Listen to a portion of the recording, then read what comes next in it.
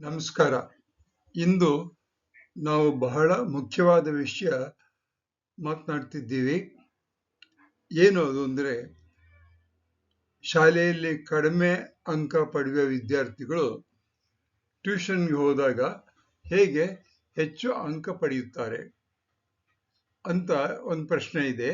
ಇದು ಯಾರನ್ನೂ ದೂರುವುದಕ್ಕಲ್ಲ, ಆದರೆ ಒಂದು ಕಲಿಕೆಯ ಮಾದರಿಯನ್ನ ಅರ್ಥ ಮಾಡಿಕೊಳ್ಳೋಕ್ಕೆ.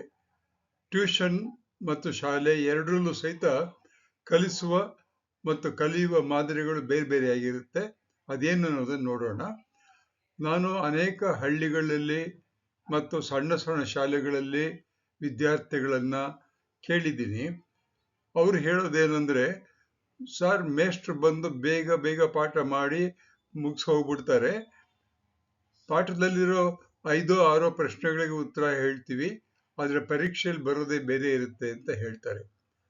ಅಂದರೆ ಅದೇ ರೀತಿ ಟ್ಯೂಷನ್ ಮಕ್ಕಳನ್ನ ಕೇಳಿದಾಗ ಟ್ಯೂಷನ್ ಮಕ್ಕಳು ಹೇಳ್ತಾರೆ, ಸರ್, ಶಾಲೆಯಲ್ಲಿ ಈ ಪಾಠಕ್ಕೆ 5 ಕ್ವಶನ್ಗೆ ಆನ್ಸರ್ ಮಾಡಿಸಿದ್ರು, ಟ್ಯೂಷನ್ ಸೆಂಟರ್ನಲ್ಲಿ 25 ಪ್ರಶ್ನೆಗಳಿಗೆ ಉತ್ತರ ಮಾಡಿಸಿದ್ದಾರೆ. ಅಲ್ಲಿ ಅದನ್ನೇ ಅದೇ ಪ್ರಶ್ನೆಗಳಿಗೆ ಉತ್ತರವನ್ನು ಬರೆಸ್ತಾ ಇರ್ತಾರೆ.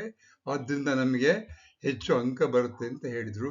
ಇದು ನಾನು ರಿಸರ್ಚ್ ಮಾಡಿ ಬರೆದಿರ್ತಕ್ಕಂಥ ಒಂದು. ಟ್ಯೂಷನ್ಗೆ ಹೋಗುವವರು ಹೆಚ್ಚು ಅಂಕ ತೆಗಿತಾರೆ, ಆದರೆ ಸ್ಕೂಲ್ನಲ್ಲಿ ಮಾತ್ರ ಕಡಿಮೆ ಅಂಕ ಇರುತ್ತೆ. ಏಕೆ ಹೀಗೆ ಆಗುತ್ತೆ ಯೋಚಿಸಿದ್ದೀರಾ? ಪೇರೆಂಟ್ಸು, ಟೀಚರ್ಸು, ಅಡ್ಮಿನಿಸ್ಟ್ರೇಟರ್ಸು, ಪ್ರಿನ್ಸಿಪಲ್ಸು, ಯಾರೇ ಆಗಿರ್ಬೋದು, ಅವರು ನೀವೇನಾದ್ರು ಯೋಚಿಸಿದ್ದೀರಾ? ಇಲ್ಲ. ಅನೇಕ ಸಾರಿ ಮಕ್ಕಳಿಗೆ ಕಡಿಮೆ ಅಂಕ ಬಂದರೆ ದುಡ್ಡು ಕೊಟ್ಟು ಅವ್ರನ್ನ ಟ್ಯೂಷನ್ಗೆ ಕಳಿಸೋದು, ಇಷ್ಟು ಮಾತ್ರ ಮಾಡ್ತಾರೆ.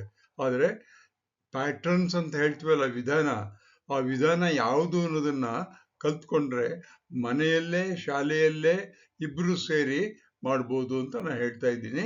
ಅಂದ್ರೆ ಟ್ಯೂಷನ್ಗೆ ಕಳಿಸ್ಬೇಡಿ ಅಂತಲ್ಲ, ಆದರೆ ಅಲ್ಲಿಗೆ ಕಳಿಸೋದಕ್ಕೆ ಬದಲಾಗಿ ಶಾಲೆಗೆ ಹೋದಾಗ ಮಕ್ಕಳು ಅಲ್ಲೇ ಹೆಚ್ಚು ಅಂಕ ತೆಗೆದುಕೊಳ್ಳುವ ಹಾಗೆ ಮಾಡೋದಕ್ಕೆ ಪ್ರಯತ್ನ ಮಾಡಬೇಕು.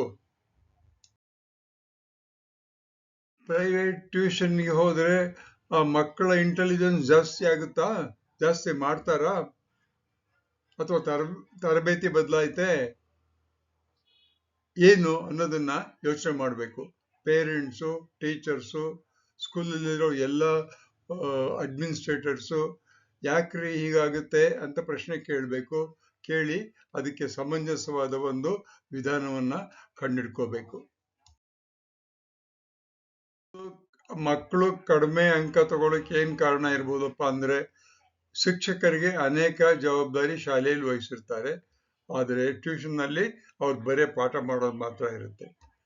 ಪಠ್ಯಕ್ರಮ ಮುಗಿಸ್ಬೇಕು. ಸ್ಕೂಲಲ್ಲಿ ಉಪಾಧ್ಯಾಯರುಗಳು ಸಿಲೆಬಸ್ ಅನ್ನ ಕಂಪ್ಲೀಟ್ ಮಾಡಬೇಕು, ಆದರೆ ಟ್ಯೂಷನ್ ನಲ್ಲಿ ಅದಿರೋದಿಲ್ಲ.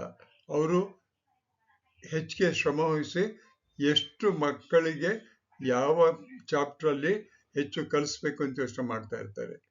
ಟೈಮ್ ಅನ್ನೋದಿಲ್ಲ ಅಲ್ಲಿ. ಹೆಚ್ಚಿನ ವಿದ್ಯಾರ್ಥಿಗಳು ನೋಡ್ಕೋಬೇಕು ಸ್ಕೂಲಲ್ಲಿ ಮಕ್ಕಳು, ಟೀಚರ್ಸು. ಒಂದು ಶಾಲೆಯಲ್ಲಿ 25, 30 ಅಥವಾ 40 ಮಕ್ಕಳನ್ನ ಅವರು ಓದಿಸ್ಬೇಕು. ಆದ್ರೆ ಟ್ಯೂಷನ್ ನಲ್ಲಿ ಆಗಾಗಲ್ಲ, ಕಡಿಮೆ ಜನ ಇರ್ತಾರೆ. ಆದ್ರಿಂದ ಈ ಒಂದು ಕ್ರಮವನ್ನು ನಾವು ಬದಲಾವಣೆ ಮಾಡೋದ್ರೆ ಶಾಲೆಗಳಲ್ಲಿ ನಮ್ಮ ಮಕ್ಕಳು ಸಹಿತ ಹೆಚ್ಚು ಅಂಕವನ್ನು ಪಡಿಬಹುದು, ಉಪಾಧ್ಯಾಯರು ಒಳ್ಳೆ ಹೆಸರು ತಗೋಬಹುದು. ಸೆಂಟರ್ಗಳಲ್ಲಿ ಏನಾಗುತ್ತೆ ಅಂದ್ರೆ, ಅವರು ಸಿಲೆಬಸ್ ಕವರ್ ಮಾಡಬೇಕು ಅಂತ ಹೋಗಲ್ಲ, ಅವರ ಗಮನನೇ ಬೇರೆ ಇರುತ್ತೆ. ಪ್ರಮುಖ ಪ್ರಶ್ನೆಗಳು ಕೇಳ್ತಾರೆ, ಮರು ಅಂದ್ರೆ ಅನೇಕ ಸಾರಿ ಆ ಅಭ್ಯಾಸವನ್ನು ಮಾಡಿಸ್ತಾರೆ. ಪರೀಕ್ಷೆಯಲ್ಲಿ ಉತ್ತರ ಹೇಗೆ ಬರೆಯಬೇಕು ಅನ್ನೋದ್ರ ಮೇಲೆ ಹೆಚ್ಚು ಗುರಿ ಕೊಡ್ತಾರೆ. ಸ್ಪಷ್ಟವಾಗಿರುತ್ತೆ. ಅವ್ರಿಗಿರೋದು ಒಂದೇ ಒಂದು ಆಸೆ ಅಂದ್ರೆ, ಈ ಮಗು ಹೆಚ್ಚು ಅಂಕ ಕಳಿಸ್ಬೇಕು, ಈ ಹುಡುಗನಿಗೆ ಹೆಚ್ಚು ನಂಬರ್ ಬರಬೇಕು, 90% ಬರಲೇಬೇಕು ಅಂತಕ್ಕಂಥ ಒಂದೇ ಒಂದು ಮುಖ್ಯವಾದ ಧ್ಯೇಯವನ್ನು ಇಟ್ಕೊಂಡಿರ್ತಾರೆ. ಅವರು ಸಿಲೆಬಸ್ ಕಂಪ್ಲೀಟ್ ಮಾಡಬೇಕು ಅಂತ ಇರೋದಿಲ್ಲ. ಶಾಲೆ ಸಾಮಾನ್ಯವಾಗಿ ತತ್ವ ಕಲಿಸುತ್ತೆ. ಶಾಲೆಯಲ್ಲಿ ಏನು ಇರ್ತಕ್ಕಂಥ ಪಾಠದಲ್ಲಿ ಏನು ಮುಖ್ಯವಾಗಿದೆ ಅಂತ ಕಲಿಸುತ್ತೆ. ಆದರೆ ಟ್ಯೂಷನ್ ನಲ್ಲಿ ತತ್ವಕ್ಕೆ ಬದಲಾಗಿ ತಯಾರಾಗಿರ್ತಕ್ಕಂಥ ಉತ್ತರದ ಮಾದರಿಗಳನ್ನ ಪದೇ ಪದೇ ಹೇಳ್ಕೊಡ್ತಾರೆ. ಯಾವ ಪ್ರಶ್ನೆಗೆ ಯಾವ ಉತ್ತರ ಬರೀಬೇಕು ಅನ್ನೋದನ್ನು ಹೇಳ್ಕೊಡ್ತಾರೆ. ಅದು ವಿದ್ಯಾರ್ಥಿಗಳಿಗೆ ಸ್ಪಷ್ಟವಾಗುತ್ತೆ. ನಾನು ಇಲ್ಲಿ ಯಾರನ್ನೂ ದೂರ್ತಾ ಇಲ್ಲ, ಆದರೆ ವಿಶ್ಲೇಷಣೆ ಮಾಡ್ತಾ ಇದ್ದೀನಿ. ನಾನು ಅನೇಕ ಸಾರಿ ಪಾಠ ಮಾಡಿದ್ದೀನಿ ಶಾಲೆಗಳಲ್ಲಿ. ಉದಾಹರಣೆಗೆ ಯಾವುದೋ ಒಂದು ಪಾಠದಲ್ಲಿ 5 ಪ್ರಶ್ನೆಗಳನ್ನು ಅಭ್ಯಾಸ ಅಂತ ಕೊಟ್ಟಿದ್ದಾರೆ ಅಂತ ಇಟ್ಕೊಳ್ಳೋಣ.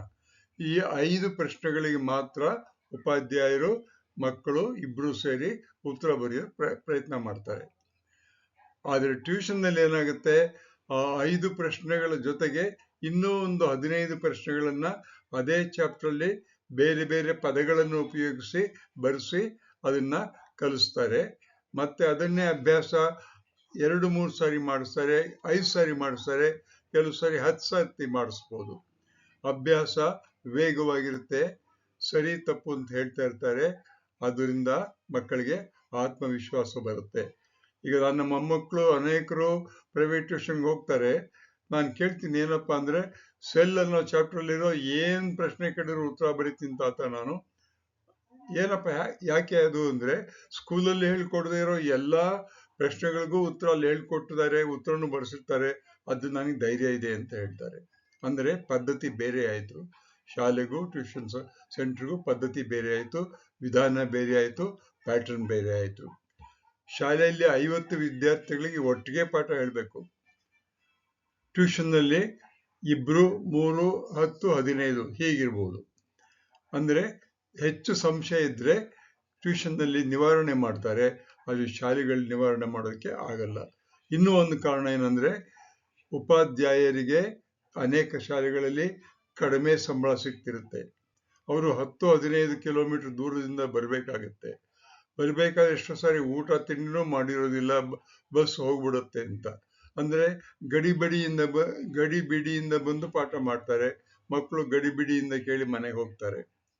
ಆದರೆ ಟ್ಯೂಷನ್ ಸೆಂಟರ್ಗಳಲ್ಲಿ ಹಾಗಾಗಲ್ಲ, ಸಂಬಳ ಜಾಸ್ತಿ ಇರುತ್ತೆ. ಅವರು ಹೆಚ್ಚು ಅಂಕಗಳನ್ನು ಮಕ್ಕಳಿಗೆ ತರಿಸಿದ್ರೆ ಇನ್ನೂ ಹೆಚ್ಚು ಸಂಬಳ ಕೊಡ್ತಾರೆ. ಆ ರೀತಿ ಶಾಲೆಗಳಲ್ಲಿ ಆಗೋದಿಲ್ಲ. ಆದ್ರಿಂದ ನಾವು ಶಾಲೆಗಳಲ್ಲಿ ಹೆಚ್ಚು ಅಂಕ ಮಕ್ಕಳಿಗೆ ಬರಬೇಕು ಅಂತ ಮನಸ್ಸು ಮಾಡಿದ್ರೆ ಉಪಾಧ್ಯಾಯರನ್ನ ನಾವು ಚೆನ್ನಾಗಿ ನೋಡ್ಕೋಬೇಕಾಗುತ್ತೆ. ನಾನು ಕೆಲವು ವಿದ್ಯಾರ್ಥಿಗಳನ್ನ ಕೇಳಿದ್ದೀನಿ, ಏನು ವಿದ್ಯಾರ್ಥಿಗಳು ಸಾಮಾನ್ಯವಾಗಿ ಏನು ಯೋಚನೆ ಮಾಡ್ತಾರೆ ಅಂದ್ರೆ, ಶಾಲೆಗೆ ಪ್ರತಿನಿತ್ಯ ಹೋಗ್ತೀವಿ, ಅಟೆಂಡೆನ್ಸ್ ಕೊಡ್ತೀವಿ, ಮನೆಗೆ ಹೋಗ್ತೀವಿ, ಇದು ದೈನಂದಿನ ಚಟುವಟಿಕೆ ಸರ್, ಅಲ್ಲೇನು ಹೆಚ್ಚಿಗೆ ವಿಶೇಷ ಇರೋದಿಲ್ಲ, ಪ್ರೇಯರ್ ಮಾಡ್ತೀವಿ, ಆಟ ಆಡ್ತೀವಿ, ಮನೆಗೆ ಹೋಗ್ತೀವಿ. ಆದರೆ ಟ್ಯೂಷನ್ನಲ್ಲಿ ವಿಶೇಷ ಏನಪ್ಪಾ ಅಂತ ಕೇಳಿದ್ರೆ, ಅಲ್ಲಿ ಮನೋಭಾವವೇ ಬದಲಾವಣೆ ಆಗುತ್ತೆ. ಟ್ಯೂಷನ್ಗೆ ದುಡ್ಡು ಕೊಟ್ಟು ಹೋಗಿರ್ತೀವಿ, ಹೆಚ್ಚು ದುಡ್ಡು ಕೊಟ್ಟಿರ್ತೀವಿ, ಆದ್ದರಿಂದ ನಾವು ಹೆಚ್ಚು ಗಮನ ಕೊಟ್ಟು ಶ್ರಮ ಕೊಟ್ಟು ಕಲಿಬೇಕಾಗುತ್ತೆ ಅಂತಕ್ಕಂಥ ಕಾರಣಗಳನ್ನ ಮಕ್ಕಳೇ ಹೇಳಿದ್ದಾರೆ. ಅದಕ್ಕೋಸ್ಕರ ಅದನ್ನ ಇನ್ವರ್ಟೆಡ್ ಕಾಮಗಳಲ್ಲಿ ಬರೆದಿದ್ದೀನಿ ನಾನು. ಟ್ಯೂಷನ್ನಲ್ಲಿ ಹೆಚ್ಚು ಅಂಕ ಅಂದ್ರೆ ಉತ್ತಮವಾಗಿ ಪರೀಕ್ಷೆಗೆ ಸಿದ್ಧತೆ ಮಾಡ್ತಾರೆ. ಅವ್ರು ಹೇಳ್ತಾರೆ, ಈ ಒಂದು SSLC ವಿಜ್ಞಾನದ ಪ್ರಶ್ನೆ ಪತ್ರಿಕೆಯಲ್ಲಿ ಎಷ್ಟೋ ನಂಬರ್ಗಳಿರುತ್ತೆ, 100 ನಂಬರ್ ಇರುತ್ತೆ ಅಥವಾ 80 ನಂಬರ್ ಇರುತ್ತೆ. 80 ನಂಬರ್ಗೆ 25 ಶಾರ್ಟ್ ಆನ್ಸರ್ ಇರುತ್ತೆ, 15 ಲಾಂಗ್, ಏನೋ ಒಂದು ರೀತಿಯಾಗಿ ಪ್ಯಾಟರ್ನ್ ಅನ್ನು ಹೇಳ್ಕೊಡ್ತಾ ಇರ್ತಾರೆ. ಆದರೆ ಅದು ಶಾಲೆಗಳಲ್ಲಿ ಸಾಮಾನ್ಯವಾಗಿ ಆಗಲ್ಲ. ಅಂದ್ರೆ ಅನೇಕ ಶಾಲೆಗಳಲ್ಲಿ ಆಗುತ್ತೆ, ಕಡಿಮೆ ಸಂಬಳ ಕೊಡ್ತಕ್ಕಂಥ ಶಾಲೆ, ಹಳ್ಳಿಗಳ ಶಾಲೆ ಮತ್ತು ಹೆಚ್ಚು ಮಕ್ಕಳಿರ್ತಕ್ಕಂಥ ಶಾಲೆಗಳಲ್ಲಿ ಈ ಒಂದು ಪದ್ಧತಿ ಆಗೋದಿಲ್ಲ. ಟ್ಯೂಷನ್ನಲ್ಲಿ ಹೆಚ್ಚು ಅಂಕ ಅಂದರೆ ಉತ್ತಮ ಪರೀಕ್ಷಾ ಸಿದ್ಧತೆ.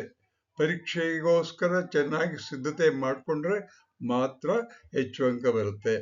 ನಾನು ಅನೇಕ ಟ್ಯೂಷನ್ ಸೆಂಟರ್ಲ್ಲೂ ಕೆಲವು ಸಾರಿ ಪಾಠ ಮಾಡಿದ್ದೀನಿ.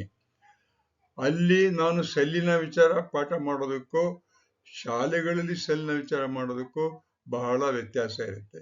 ಶಾಲೆಯಲ್ಲಿ ನಮ್ಮ ಮುಖ್ಯೋಪಾಧ್ಯಾಯರು ಕರೆದು, ನೀವು ಈ 5 ಪೀರಿಯಡ್ ವಾರದಲ್ಲಿ ಇದನ್ನು ಮುಗಿಸ್ಬೇಕು ಅಂತಾರೆ.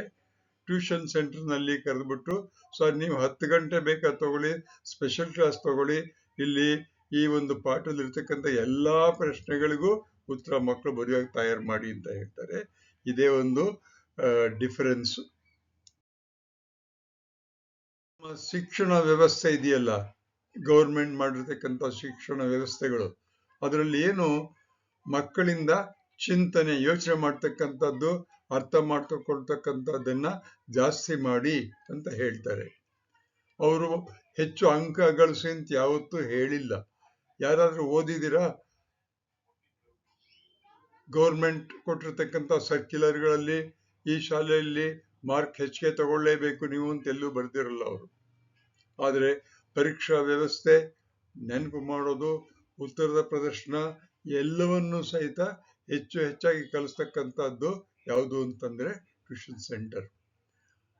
ಆದ್ರಿಂದ ಟ್ಯೂಷನ್ ಸೆಂಟರ್ಗೂ ಮತ್ತು ಶಾಲೆಗಳಲ್ಲೂ ಇರ್ತಕ್ಕಂಥ ಒಂದು ವಿಧಾನವನ್ನ ಪರಿಶೀಲನೆ ಮಾಡಿದಾಗ ನಾವು ವಿಧಾನಗಳನ್ನ, ಪ್ಯಾಟರ್ನ್ಸ್ನ ಬದಲಾವಣೆ ಮಾಡಿಕೊಂಡಾಗ ಮಾತ್ರ ಮಕ್ಕಳಿಗೆ, ಶಾಲೆಯಿಂದ ಓದ್ತಕ್ಕಂಥ ಮಕ್ಕಳಿಗೆ ಹೆಚ್ಚು ಅಂಕ ಬರುತ್ತೆ ಅಂತ ನನ್ನ ಅನಿಸಿಕೆ.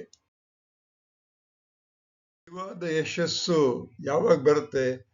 IAS, IPS ಇವೆಲ್ಲ ಪರೀಕ್ಷೆ ಮಾಡ್ತಾರಲ್ಲ, ಅವ್ರಿಗೆ ಯಶಸ್ಸು ಡೆಫಿನೆಟ್ ಆಗಿರುತ್ತೆ.